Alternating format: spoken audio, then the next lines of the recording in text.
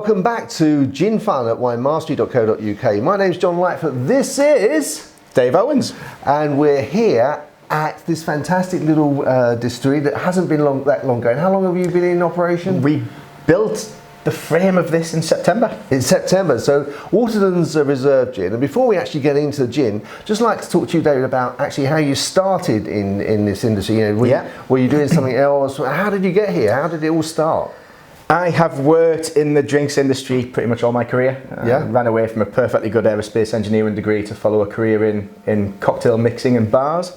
And it took me all over the world. So I travelled a lot. I set up a company which used to create cocktail menus and very weird and wonderful ways for the rich and famous to get sozzled. And it kind of started there, you know, a lot of travelling around, understanding ingredients. It landed me on a small rum distillery in the Seychelles, where I learned a lot about the production side of the business, and then brought me back somehow to Yorkshire, where quite strangely, I was running a little craft beer bar, and I met the head distiller from Leeds Gin Distillery, who needed some help, and I got stuck in, did a couple of days a week, and launched my own brand, which was originally called Nightingales. Right. That ran for 12 months. It was very much there to celebrate the history of Wakefield.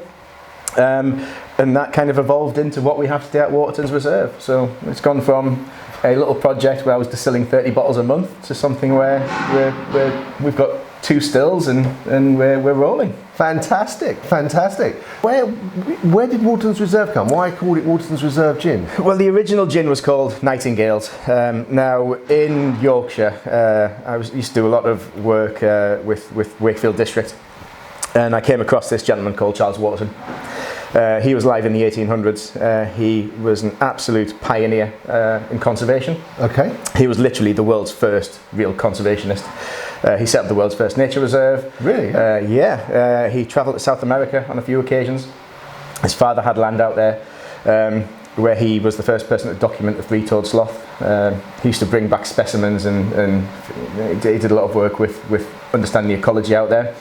But also did a lot of work locally as well on his land, which is not 10 minutes drive from where we are in the distillery, where he, like I said, he turned his property into a nature reserve and really started focusing on local ecology and how to protect it. So it's like a David Bellamy of the... Absolutely, yeah. I mean, his writings were appreciated by Charles Darwin. David Attenborough took a lot of influence from him, and we've seen how his career kind of went along. So yeah, he was very much an unsung hero in my book, and I've always had a link to ecology and always kind of been passionate about nature. Yeah. And I just thought, you know what, there's nobody in the area knows of this guy, so that kind of, it went from there. But I mean, Charles, what Waterton did in his last diary entry before he passed away, he wrote that he was listening to the nightingales on his land. But he also kind of sent a stark warning that if we didn't look after the ecology of the district and the area of Yorkshire, we'd lose nightingales. And 50 years after he passed, the last nightingale left Yorkshire. It was pointed out to me in a tasting a few weeks back that in 1976 a nightingale did return, but I think it was just commuting from the north back down to the south. He was just passing through. So yeah, Nightingales was the original brand name. But in January, we were given permission from the Waterton lineage to use Charles's name within the gin brand. Fantastic. Slightly ironic, as he was a teetotaler. Okay. But we wanted to celebrate. We were very aware of that, and we do have a plan to produce a non-alcoholic variety to really celebrate the squire of what Charles Waterton did and his background as well. Fantastic. Well, maybe later we can come back and we'll run that. We'll do an episode on that one as well, because I'm sure that'd be really exciting. We need to figure out how to make it first. Details. Don't get stuck on details. Never. Okay, so in terms of your brand, you call it Watertons Reserve Gin, and what's your sort of how do you go about? How do you decide what taste you're going to produce? I mean, there's a lot of gin out there. Yeah, I'm going to say what makes yours different, because obviously it's going to be the taste. But you know, what did you want to bring to the gin world that other people haven't? Now, I've done a lot of work in the past in drinks education. So I was always very traditionalist about how things should be put together and made. So it started with the dry gin. We have 4 gins in our range, but the dry was the heart and soul of it, and the dry had to tell a story. So we went to town on the dry, and the dry is my particular style. I'm at an age now where sweet lead gins and sweet lead drinks don't really entertain me. Yeah. So it was all about the dry, and in the 1800s, gins really did become dry. The sugar content was reduced. The dry style was really started to flourish. Was that just fashion at that time, or? Yeah, it was. The gin industry went from making slightly sweeter gins called Old Toms, or very sweet gins called Old Toms. The dry style started really picking up pace in the 1800s. Old Toms were still very popular because people still had that addiction to sugar. Yeah.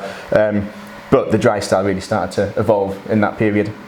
So that's what we wanted to establish. But also I didn't really want to chuck the word London in it because we're up in Yorkshire. Yeah. So our dry style, it was based on those original dry styles of the 1800s, which is when Waterton was around as well. Big on juniper. Big on coriander seeds, big on citrus peel. But I also wanted something a little bit unique and a bit different, so where we're very classic driven, I wanted the contemporary flavour to throw in the mix as well. And as we were studying Waterton's travels in South America, we found that he spent a lot of time in Guyana, and Guyana is home to these little beauties. That's a cocoa bean. Oh, thank goodness for that. I was quite concerned what that might be for a moment. So I was quite fortunate that when we were doing the original recipe for the dry gin, I knew it was going to be very classic. I met a local chocolatier and he gave me a packet of a big bag, which I'm never going to get through in the next 10 years because we use such a small amount, but a big bag of cocoa nibs from Guyana. And I thought that's going to work. You know, we're going to put these into our. So this is what chocolate's made from. Yeah? Yeah, this is what chocolate's made from. Wow! And you wouldn't normally associate putting chocolate in gin, which is why we use a very, very small quantity, because what I wanted it to do was to affect the texture and not so much be a chocolate-driven gin, which is no way what we are. Right. We're very much about the juniper, but what this does is at the back end of the tasting profile, it changes the texture of the gin, makes it very, very smooth. Okay. And it's quite a cool ingredient to talk about because it's not commonly used. No, that is very, very different. Wow. So you have four gins. And September you started. So that's quite, to get 4 gins out there in a matter of, where are we now? We're in the 5th month. So in 8 months. We only actually relaunched as Watertons Reserve in March. Wow. Okay. So it has been quite an impressive turnaround. Very impressive turnaround. The dry gin was obviously what we led with. I also had a rhubarb gin in the old portfolio for Nightingales. Right. But I knew that was going to change as well. We wanted to kind of push a Yorkshire rhubarb theme to it, but keep with using rhubarb. It's a big ingredient. This area produced 90% of the world's exportable rhubarb at one point. Right. And rhubarb gins are still trendy. They're still quite cool. So we went back to the stills and recreated our rhubarb gin, filled it full of berries, went for a very fruit forward gin, but also wanted to celebrate something that it was my first gin that was a fruit driven product. Okay. And a lot of the other gins on the market of that style were quite sweet. Yes. A lot of sugar in them, and that's to balance the flavours, and it was what the market expected. I like to do things a bit different, so we wanted to do a gin that was fruit led but 0 sugar. Right. And that's where we ended up. So it's very bouncy on the palate, but it's incredibly dry. Okay. It's a fruit gin for grown-ups. Whoa! Yeah. Wow, I'm really looking forward to tasting that. I mean, in terms of, and you've said about the. You're going to look at an alcohol-free version. Yeah. And so what actually drives you to come up with the taste? I mean, you don't just go, I'll just put some of that, I'll put some of that. You must have a vision of what you're looking for. It all comes from kind of local influence and inspiration. I mean, the whole Charles Waterton story tied the dry together. The local rhubarb fields that we have surrounding the area. Yeah, the triangle. That drove the rhubarb style. We then released the rose and raspberry. I was doing some bespoke gin for Nostell National Trust site, about 15 minutes from here. Okay. They have a wonderful Edwardian rose garden, so I knew I was going to use rose petals in something. And the head gardener at the time, during the summer last year, when we were doing a lot of this distilling, he had an ongoing battle with the squirrels who kept eating his raspberries and his strawberries. So I thought, well, a nice berry and rose combination could go well. So that inspired the rose and raspberry, and it was in the pipe. It was in my head for a long time before we launched it in March. Right. And then the last flavour was Dandelion and Burdock. I mean, you can't go into a local chippy in Yorkshire without seeing a can of Dandelion and Burdock on the table. No. But also, again, it was doing just it based on the pop was a bit gimmicky. But if you look into Dandelion and Burdock as a historical potion, or historical medicine, it traces right back to the 1300s. It was used to treat all kinds of ailments. And I actually found a recipe from the 1300s that we stripped apart and built it back together in the still. Then did a bit of jiggery-pokery with it to make it taste as you'd kind of expect it to. That coined our Dandelion and Burdock Old Tom gin, which is proving to be quite popular in Yorkshire. Not surprisingly. No, not surprisingly. Well, we look forward to tasting that. So perhaps we should get on to the tasting. Absolutely. Okay, absolutely. Right, well, we'll see you in a sec. So we're back and we're off to the interesting bit. For me anyway. I'm sure you've tasted a lot of it, David, but I'm going to get down to actually trying to taste. Generally from 6 o'clock in the morning, yeah. Oh! I think I've been drinking alcohol at 6 o'clock in the morning, but it's been in a different time zone, so I've never tried it. It's always 6 o'clock somewhere in the evening. Okay, so what should we go with first? I always introduce the tasting with the dry gin. Okay, thank you, sir. Even when I have people come to tasting sessions and they're beelining towards the fruit gins, they're not tasting anything until they've tried this. Because what I find is we're bringing people back into the dry gin sector who are fruit gin fans, because we've just got something a little bit different. Okay. I love the glasses, by the way, because a lot of gin glasses are sort of quite thick glass, and this is really, really nice. Well, these are burgundy glasses, which is where the whole cope of glass theme came from. It was chefs in the Basque region of Spain, or Basque region, who would fill burgundy glasses with ice for their gin and tonics during service, because in the hot kitchen, the higher ice content would actually keep the gin and tonic in a good state to drink through the shift. Okay. So we, rather than buying the cope of glasses which are thick and bulky, we spent a lot of money on some very nice nice burgundy glasses and branded those instead. Again, it's always linking back to that historical feel. Yeah. And you get a nice swell on them when they're this delicate as well. Yeah, absolutely, you do, yeah. Again, a nice wine glass would be something you're quite used to. Yeah. So get your nose into that. You're starting off on the nose. Full, isn't it? Big on juniper berry. Yeah. Lots of coriander seed. And you get a little bit of citrus in the back end. We use fresh orange and lemon peel, which go through the soak. And you won't smell the cocoa because cocoa is a tropical ingredient, so it doesn't really come out until it warms up. Okay. So we do a few tasting sessions where I have people hugging onto the glass for a little bit because the gin at the temperature in here is a little bit chilly. So the cocoa does behave differently when it's slightly warmer. So what I want to do... Oh, it smells like it's just warming up slightly. I can detect it starts creeping. As well, the citrus peel as well kind of bounces around. So you get the earthy note of the licorice. The licorice root is in there as well to put a bit of sweetness through it. It also ties into the fact that we had a very... Pontefract, not far from here, had a very historical licorice farm. Yes. Based at the site of Pontefract Castle back in the 1800s.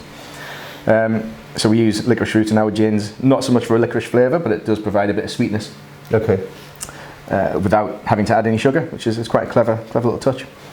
So you've had your nose into it. Yeah. You can pick up the pine notes of the juniper, earthiness of the licorice. The citrus starts popping out. The cocoa nib just peaks up a little bit. Yeah. A little bit on your palate, a little bit on the front of your tongue, just so you can feel the texture of it. I do a lot of tasting with wine fans, and they kind of sip the gin and breathe it through their palate like they would do if they were trying a Sauvignon Blanc or a Chardonnay. Yeah. And then you see them fall over. So just a little bit on the front of your palate and use your tongue to push it across your flavour receptors. Okay. What you're looking to do is get the flavour into the nose, because a lot of the flavours you pick up are going to be picked up by the nose rather than by the tongue. Okay.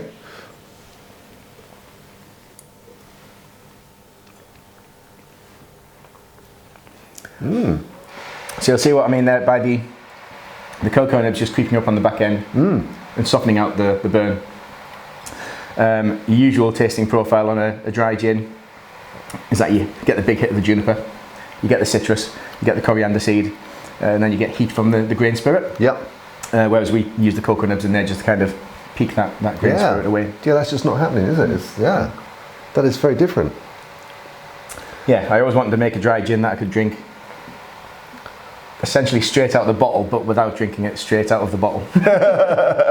I always like to benchmark it. If you can drink it neat, then the gin is top notch, and it's going to go with any mixer you see fit. Absolutely, and it's. But I think that neat gin is becoming a little bit like malt, isn't it? For craft gin, people are beginning to drink gin neat rather than with tonic. Yeah. I mean, for my background, I was always a dry martini drinker.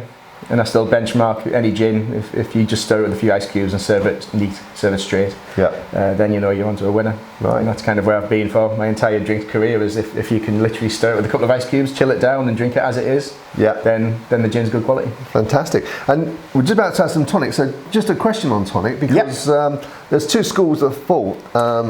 One is that using a different tonics with the tonics with its own flavour. Flavoured tonics can actually bring out the ingredients and the botanicals of the gin. And the other thought is, well, actually the distillers spent hours and hours trying to get the taste just right.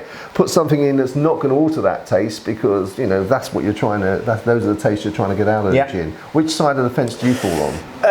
When I do run tastings, I tend to suggest only classic tonic, but I'm a big believer in people just putting in what they see fit and playing around. It's all personal taste. And that's something for everyone watching to make the decision on. Try it with a classic tonic. If then maybe a Mediterranean tonic or a blackcurrant licorice tonic floats your boat, then by all means give it a go. Okay, what about garnishes? Do you believe in garnishes, or? Yeah, every gin we have has a perfect serve. But again, I'm a big believer in using what you have in the fruit bowl. We recommend orange peel and raspberries with our dry and our rhubarb gins, orange and lemon with our Dandelion and Burdock. We recommend English apple with the rose and raspberry. But a wedge of pineapple in a gin and tonic doesn't go amiss. It's a spectacular garnish, and it really does help bring out some core flavours of the product. So I mean, anything you've got in the fruit bowl, but I do always suggest maybe not bananas, because bananas can go a bit mushy and they're not going to add anything to it. But play around as well. You can always take our recommendations, but they're not forceful. No, just say everyone's taste, as you say. And if everyone liked the same gin and the same taste, there'd only be one bottle on the shelf, wouldn't there? That's it. And there's plenty of herbs out there you can use. There's plenty of ingredients you can use to chuck into the gins. I always go back to citrus. Citrus and pineapple work well for me. But then you can't really go wrong with a few strawberries and a wedge of apple. It's there. Just hit the fruit bowl and see what works for you. Fine. Just going back to the point you made about you not calling it London gin. I mean, obviously, a lot of people use that as their benchmark. If they go for London gin, they know what they're getting. So, are you sort of, risking people not thinking that your gin is what they're going to expect when actually they would? Never really think that bit through too much. We just kind of do things because they sound right, and we were all about celebrating a London dry style, but putting a local touch on it, which is why our dry gin is a West Riding classic dry. We use water from 15 minutes away from the distillery, from a source up in the Huddersfield area. And it's got a very particular background to it, so it's we like to celebrate that in our naming of the products as well. So if you're looking for a London dry gin, look at that and think it's not a London dry, but it is. I can say, I like London Dry, and that is delicious. So I'm sure if you do like London Dry, you would like this. But I see where you're coming from in terms of you're very much about the roots and the locality of the gin, aren't you, and the history in the local area, and trying to reflect that in the gin. Yeah, absolutely. So. And what we have with the dry as well, we termed it West Riding because the old West Riding historically was a huge area. The West Riding of Yorkshire used to run from the bottom of South Yorkshire towards Sheffield, past Sheffield, all the way up to Cumbria. So I just thought, if we're looking for a local backyard to sell the gin in, that's a pretty big backyard. It is. So rather than terming it as a Wakefield dry or a Barnsley dry or a West Yorkshire dry, the West Riding was huge. And it was a powerhouse, and that's what I kind of want to celebrate about the North, and particularly Yorkshire. It was historically a very, very big area, very powerful area, and even though I'm from the northeast originally, I'm very proud of where I live, and want to put that back into the gins we make. Fantastic. Okay, well, so we try it with some tonic. And what are your recommendations in terms of mix? Proportions. I think the soft drink recommendation is 3 parts tonic to 1 part gin. Is that so they can sell more tonic? Yeah, maybe it's just so it's a long drink. It's keeping it more responsible. Maybe. Yeah. I've always, from my background teaching bartenders, I've always recommended that you put 1 part spirit to 2 parts mixer. Okay. So you're working on about 100 ml to 50 ml. Yep. Of the 100 ml of the mixer to 50 ml of the spirit. I always start off in sampling, and you'll see what I've just poured you there. Yeah. That was 1 to 1. Yeah. Because you can always add more, but you can't take it out. True. And as well, for letting the aromatics come through, having just a splash of the tonic water in there will give you an idea about how the gin's going to behave. Okay. And then you can figure out how much more tonic you want to put, what garnish you want to put in there. You know, do you want an apple? Do you want to follow our recommended serve, or do you want to put a slice of banana? It's entirely up to you. So you can have, always say you can have as much tonic as you want, but it's got more of a sort of earthy smell. What than before? Yeah, that'll be the licorice root, which will kind of pop out and then it subsides a bit, and then the cocoa comes through and the citrus will pop back out of it.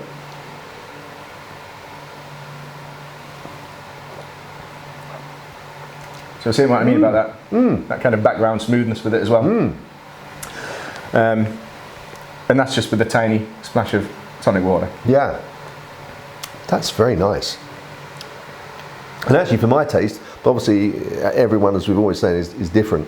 50-50 is spot on. It's that's lovely. It is, but you don't get to put too many of those away before you go to bed. No. But I'd rather have a little drop of what I really like and then go on something soft than sort of, you know. I'm a big believer in don't drink more, drink better. Yeah. And it's there for experiencing the flavour. Yes. And getting behind what's in the bottle. Yeah. That's lovely. That's really, really very, very, very nice. Excellent. Okay, fantastic. Can we move on to the next one? Absolutely, I think we should. Fantastic. Okay, so what's next? So the next, let me just flash the bottle. Next is our Yorkshire Rhubarb Gin, which was originally packaged as a rhubarb and mulberry. Thank you, sir. But with the rebrand and the relaunch of it, I changed the recipe. Okay. I would say a little bit, but it was more of a complete overhaul. Okay. It still has mulberry in the botanical base, but I also absolutely threw a heap of blackcurrant leaf, blackberry leaf, which gives a very fruity sweetness to it. Lots of raspberries, lots of strawberries. I wanted to do something which was quite berry-led as well, but had a huge amount of rhubarb in there. So we've taken a delivery of a mountain of rhubarb from a rhubarb farm just up the road. Okay. One of the longest standing rhubarb suppliers in Yorkshire. And we put a hefty amount into each bottle. And like I said, the extra fruit flavours in the background, you can smell them from a mile away. Yeah. It smells very sweet. It does, but don't let that fool you. That's the blackcurrant, the blackberry leaf. They typically give that fruity, and strawberries and raspberries do the same. They have that sweetness, but this doesn't have any sugar content, so this drink's very, very, very dry. The reason I did that was, I think like I said earlier, was that I wanted to do a fruit gin which was for the grown-up palate. Yeah. A lot of your fruit gins are really doing well for the 18 to 30-year-old market. Okay. My palate's 40-odd-year-olds now. 40-odd-year-old now. It's changed. I don't like the sugar content. Yeah. So I wanted to do something which drank dry, but I could still enjoy. If I wanted something a little bit sweeter, I can drop some ginger ale in that, and it's great for a Sunday afternoon. And that's kind of where we ended up. So on the nose, smells sweet. Yeah. I would only put a tiny little drop on the palate, because like I said, the dryness, and the rhubarb puts a real heat into the gin as well. Does it? Yeah. It's quite a funny ingredient to distill with.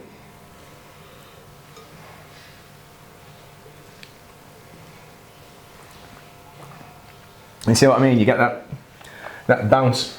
You get the rhubarb hit, then it bounces back to being a gin. Then you get the berries floating around in the background. And there's a tingle on the tongue, you know, that sits, and it's just kind of, the rhubarb is almost like playing the piano on your taste buds. Yeah, John would say that's a lot of complexity, because as you say, all those tastes are changing, and it's wow. And when you're sipping it neat, I've had this with a few gin bloggers in the past where we've been tasting it and kept on tasting it and kept on tasting it. And you can never really make your mind up what it's doing, because it's a rhubarb gin, then the berries come back through, then the mulberry content. The mulberry puts almost like a chocolatiness in the background as well.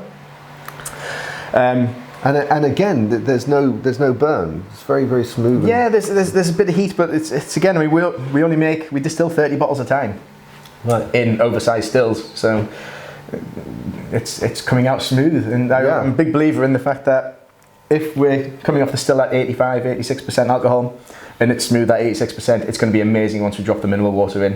Yeah. Pull it down to bottling strength. So what is the strength of this? This is 40. This is 40. Yeah. And the previous one that we 40% as well. Okay. Yeah. So again, a lot of fruit gins. They come in at a lower ABV. Yeah. I wanted to do something which screamed and shouted, "We are gin strength, and we're packed full of flavour." Yeah. So that's where we are. A 40% Yorkshire Rhubarb Gin. It's lovely. Massive fruity backdrop. Yeah, it is. That is completely different. It's still got. You can still. It's still a gin. Yeah. You can still detect a gin, but you're right. There's so much happening on the palate, and the length is. I mean, this taste is still there. It's incredible. Yeah. And what you get just standing here now, the cassia bark has kind of, it really just sits very, very far in the background. Yeah. And then just pipes up, and it reminds you that you're actually drinking a gin. Yeah, it's not not just a fruit-led product. No, the core botanicals of the dry gin are kind of jump up and surprise you as well occasionally. Yeah, very nice indeed. And would you suggest tonic with this one as well? Or? Yeah, classic tonic. Like I said, if you've got a slightly sweeter tooth, then ginger ale works amazingly. But don't get caught out. It is 40%, and I have done it over a few times last summer with the barbecue on, a few gin and tonics. With ginger ale in, tastes quite soft. Yeah, it tastes like soft. It's very easy going, and I'm trying to wonder why after 3 gin and tonics I've burnt the burgers and the sausages. so yeah, it is. Like I said, it's got a kick to it. But as soon as you drop the mix, I mean, it's smooth enough on the palate anyway. It's full of fruit. As soon as you drop the tonic or the ginger ale in, you're drinking it's an amazing drinking experience. Excellent. Can I try with some tonic? Yeah. Thank you. So again, thank you. We'll just put a little dash in so you can see how the gin behaves in that. You see the tonic, usually the aroma of the tonic interferes with the gin backdrop. No. It's almost like it's the sugar content of the tonic emphasises the rhubarb. Yeah. And you have this real bold flush of fruit flavours, which were there before, but it's almost like the sugar in the tonic water just kind of melts them together and marries them almost.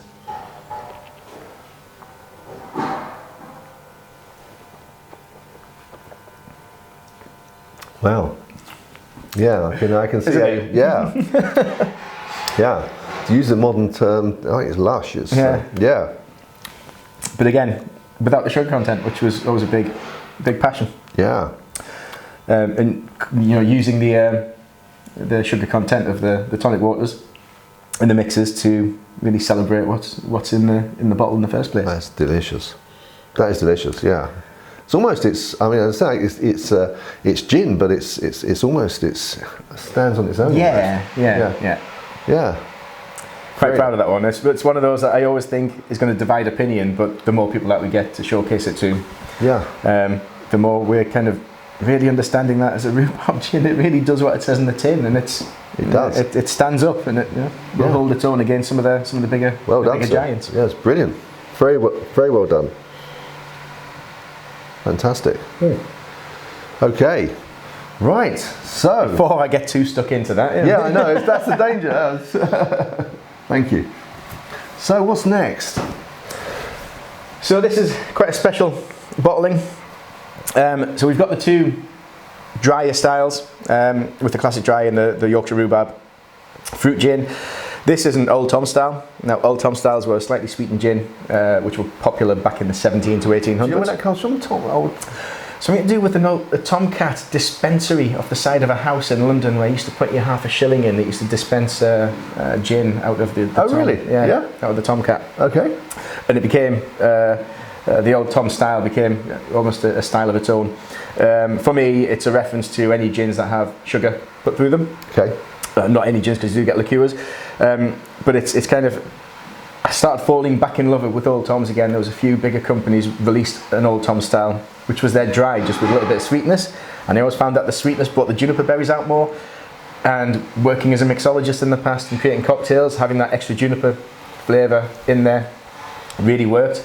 And also, when I was slightly younger, I used to have a sweeter tooth, so it was stunning. Yeah. Here we use the sugar content, and it's a very small amount. You're not talking a liqueur sugar content. We use the sugar just to balance the rose and raspberry flavours in the gin. So this is our rose and raspberry Old Tom. When I used to write cocktail menus, I always used to have a rose and raspberry combination on there in some way, shape or form, so it was always going to happen. But also the influence came from a old priory site here at Nostell. They've got a Palladian household, and it's got an Edwardian garden. The Edwardian garden has a wonderful rose wall. I think I was mentioning before about the raspberries as well. Yes. The raspberry patch and the head gardener battling with the squirrels over the summertime. So the rose and raspberry Old Tom was something that I wanted to create to symbolise the work we were doing with Nostell and the gardener up there. And it's turned out pretty special. Is it? A huge amount of rose petals in the still. Wow, okay. Huge amount of raspberries. We use a couple of more commonplace gin ingredients in Cuban berries and grains of paradise, which just add a little bit of heat, which kind of pull the rose and the raspberries together. And then that little bit of sweetness through the gin as well, that really helps to kind of really marry everything together and get it well balanced. Right. I have to say also, I'm still that rhubarb gin. The taste is still there. It's incredible, incredible. Yes, it's you get your money's worth. Okay. So this is the rose and raspberry Old Tom. Okay. Getting that. Yeah. Now, I've played around with rose gins before, and rose can be a bit of an awkward ingredient. You can pull too many essential oils across from the stills, which can cause the gin to go cloudy. My first two batches of this looked milky, like I put a pint of full fat. Really? Yeah. And what that was, it was the essential oils of the rose petals. When you drop the alcohol content, or when they're cold, they solidify. Yeah. They go opaque, which it meant there was lots of essential oils in there, but it wasn't something you wanted to look at. Okay. So it took a little bit of perfecting to get it really well balanced in the still, to make sure we had the impact of the rose petal, but not too aggressive. Okay. And a huge number of rose gins that I've tried in the past do have almost like a Turkish delight backdrop to them, because the rose is too powerful. Okay. So the raspberries in this kind of knock the rose petal back down again and get it to behave. Turkish delight. Now you've said that. I get that. I get that now. Yeah. So on the nose, you can smell the rose petals. You can pick up you've got the raspberries are a huge component. It is a rose and raspberry gin, but they sit hand in hand. Now on the palate, the sweetness helps temper down some of the background flavours, but it will do the same thing again. It will jump between being rose and raspberry. You'll then pick up juniper. You'll then pick up some of the cassia bark notes. And this is also, it's been one of those gins that I thought, half the room will like it, but the feedback has been remarkable, absolutely remarkable on it, yeah. It's quite funny, because we make things here, and when I put my head into new recipes, I do it just because it would be a laugh, because it would be cool, it would be a nice thing to do. But then when you see people's faces, it's really nerve-wracking putting it in someone's hand. Of course. And then seeing that first reaction, because the first one's always a one of doubt, and then you kind of see the smile break, and the look of joy on the face. And then it's worth it. Yeah, and I'm very glad we're getting that reaction with the range we have so far. Great.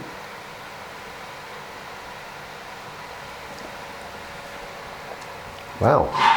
So initial flavour, the raspberries hit the palate first, then the rose sits in the background. You get a little tingle from the cassia bark, then the peppercorns. But even though it does have a small sugar content, it's not syrupy on the palate. It still behaves like a gin. Yeah. When the very first sort of second, or less than a second, oh, this is sweet, and then that just immediately died away, and the flavours just took over from there. Yeah. Yeah. Yeah, it's like the taste left is like, without that cloyiness and the sweetness, it's the something when you have a boiled sweet with sort of raspberries and that nice taste afterwards, where it's not the sort of full on. Yeah. It's just nice, subtle, crisp, not crisp, but clear. It's really lovely. It's really lovely. Wow.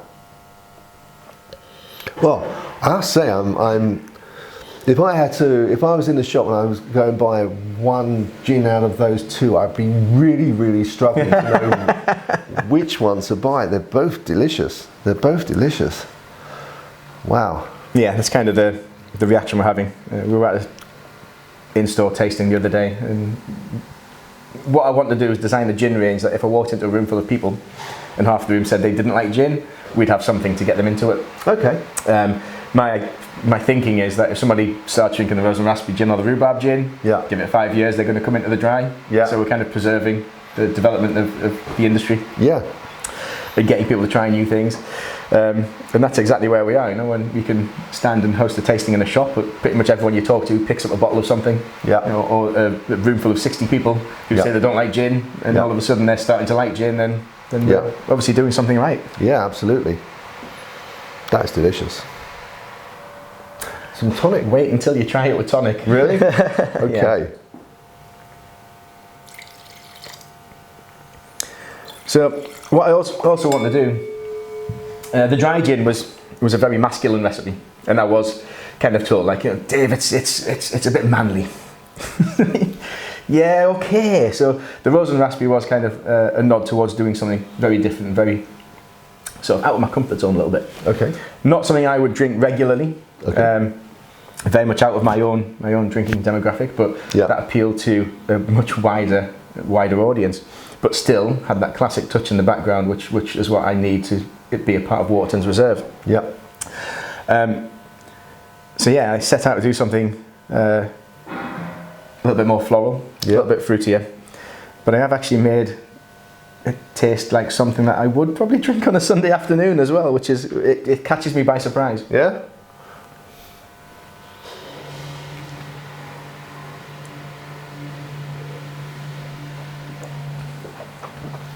Now, tonic water really helps pull up some of the backdrop gin notes as well. Yes. So on the nose you've still got the heavy rose and raspberry, but then there's that underlying gin character Yes. in the background. It's very refreshing as well, isn't it? It's Yeah. sweet without being cloyy. Without being sickly at all. It's very, Yeah, well, just the taste of the fruit rather than the sweetness of Yeah. Yeah. and that's where it is. That's the trick of balancing your recipes, is knowing how you want them to behave when they're mixed. But also watching as well. What I didn't want to do was to make a gin where people would try it as a flavour one time Yeah. and then not come back to it. Yeah. And that's not happening. This is, you know, this particular flavour as well as the rhubarb.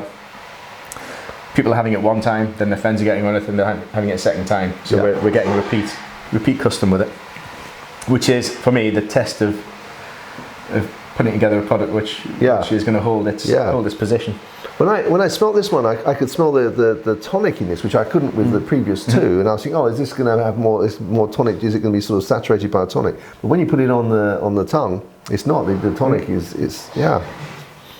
which just surprised me, because going back to your thing where you were saying about the most of your taste is in the nose. That's it surprised me.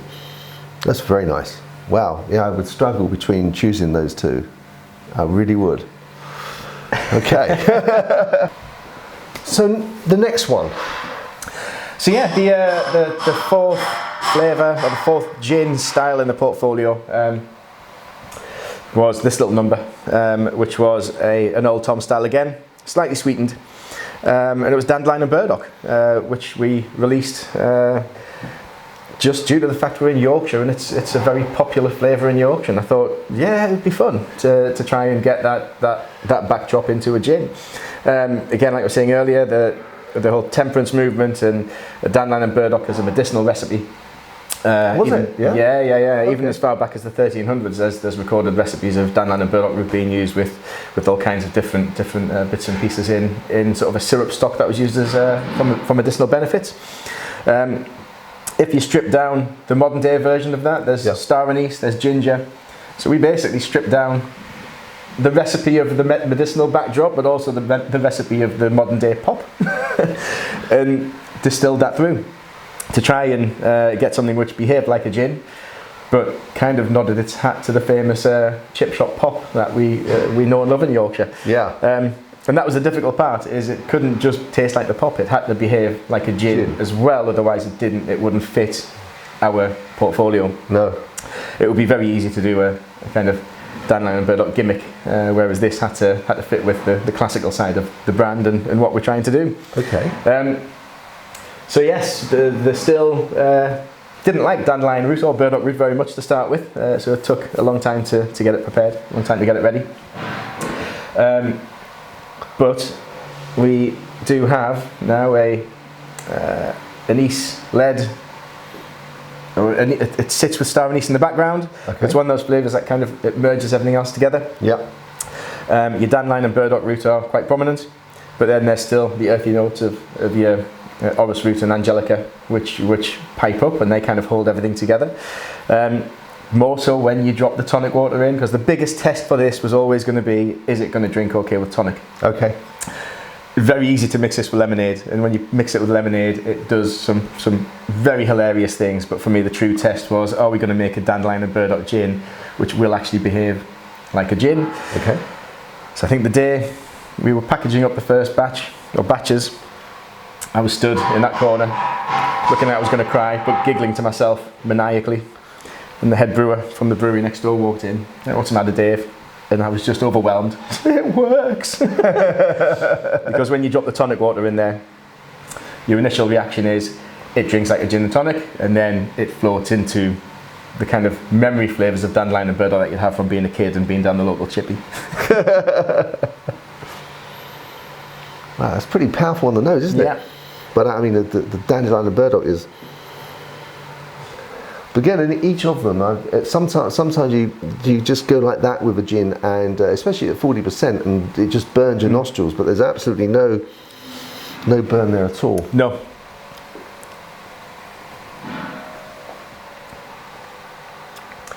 So it's quite earthy on the nose. Mm-hmm. Then when it hits the palate, it does a similar thing to the rose and raspberry, with the dandelion and burdock flavours bounce around a little bit. Then they subside. You get a little bit of heat from the cassia bark. You get the star anise lingering on the tongue for quite a long time. But it's one of those flavours like the star anise, you wouldn't really identify it with what it was, because it kind of integrates with the dandelion and the burdock flavours quite well.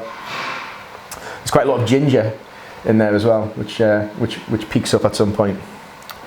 I was not responding there because I just didn't want to swallow it, because it was so lovely. I think you spend a lot of time looking at it and trying to figure out what it's doing to your palate as well.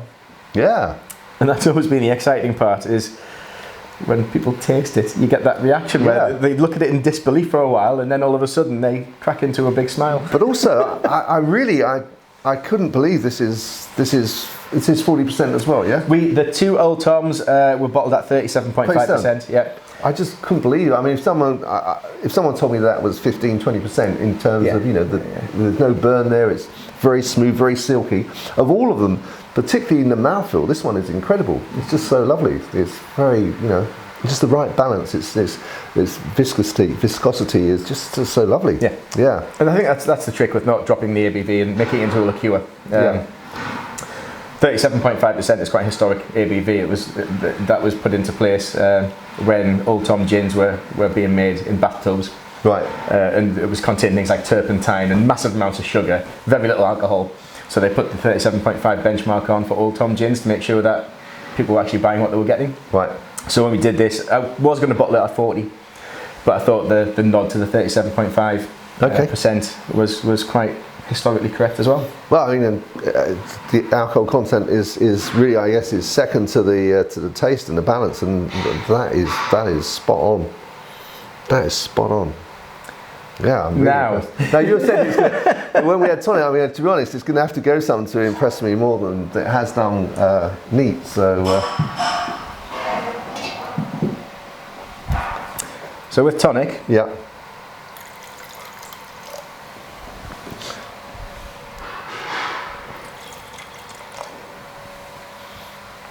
this is the part when if I pop out on a weekend and I'm watching people drink it, it's always one, you're looking at the facial reactions, and that first reaction is one of confusion. And then you see them kind of, they don't know, they just start giggling at the glass. And that was really what we wanted to achieve with this, was something that kind of just put a smile on people's face. Yeah.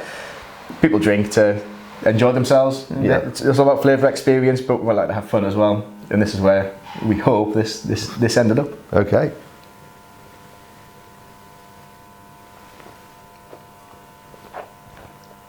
So at first, feels like a gin and tonic. Yeah. Oh yeah. And then a couple of seconds later. Yeah. Wow. Yeah, it really develops, doesn't it? Doesn't it's yeah, it's really. That was kind of, that was what we were aiming for, was something that, because when you say it's Dandelion and Burdock, people have a very fixed idea of what Dandelion and Burdock is going to taste like. And I wanted that to creep up on you, but not to be the instant impact. It would be too easy to do something so full of flavour. Yeah. It didn't behave like gin anymore, and I wanted this to behave like a gin. And it must have been because my mouth, when I took the second sip there, then I got on the Dandelion and Burdock came straight in, but I think that's because I'd already got that, and my mind, the sort of brain path was there where it was going to recognise it. But that's lovely. That is lovely. But yeah, once you've gotten over that initial, is it a gin and tonic? What's it doing? Yeah. Very nice indeed. I mean, I think that the thing to say also, obviously, is that, as you say, people in Yorkshire know Dandelion and Burdock. I think Dandelion and Burdock's actually got down south in England now. I think is available. But regardless of whether you've ever tasted Dandelion and Burdock as a soft drink, the taste in this is pretty unique. I'm really sure you'd love it. It's very nice indeed. Well, wow, that's fantastic. Well done, sir. Well done. Well, what a fantastic range of gins. Whoa, you've really obviously put in a lot. And I'm so amazed in such a short time from sort of get-go that you're out here with such 4 high-class tasting gins. Well done. Thank you. Very well done indeed. So do we. And in terms of people being able to buy these, I mean, how can they, if they want to try some, how can they get hold of them? Yeah, I mean, we're available locally in a few independent outlets. You can also buy it online. Okay. Is that your website? No. It's through if you hit it on any big name search engine, it will pop up there. Then it will show up. There's a small shop in Wakefield called Vintoto, who have an online store. Other than that, we're selling through Latitude Wine and Leeds. We've got a few outlets and farm shops across the Barnsley area. But if you check our website out, watertonsreserve.com, there is a map on there telling you where you can go and pick up a bottle. Fine, well, I'll put a link of that. Because if I start mentioning, I'll miss somebody out and then they get upset. Yeah. You'd included one time, wouldn't you, this time? Yeah. So excellent. But it's we're not the most readily available, but I probably get 20 emails a week now of where can we buy it, and we had a guy from America asking if we could send them a bottle. Like, really? Well, the shipping's going to be a little bit extreme, but we can arrange it for you if you want it. So yeah, we're very much focused on our doorstep at the moment, but with a view to, like I said, we've just dispatched down to Berkshire, right, which was quite amusing. So yeah, we do have plans to move it out. Yeah, but you obviously, you just started in March. You're going to do things slowly and properly, rather than sort of peak too soon. So to speak. Yes, and it's also celebrating independence as well. We like to put it into shops where they give it the care and attention that we think it deserves. And it's nice when I tend to do the deliveries myself to start with, and go meet people behind the scenes and tell them about the gin, and then they kind of feed off my passion next. They see how excited I get about it, and then all of a sudden that comes through the shop as well. Yeah. So yeah, but if you check out the website, that will lead you to where you can pick a bottle up. Fantastic. Well, thank you very much for sharing this experience with me. That absolutely fantastic gins. Guys, if you want to try something that's a little bit different and very authentic, give these a try. And with that, we'll say cheerio until the next time. Chin chin. Chin chin.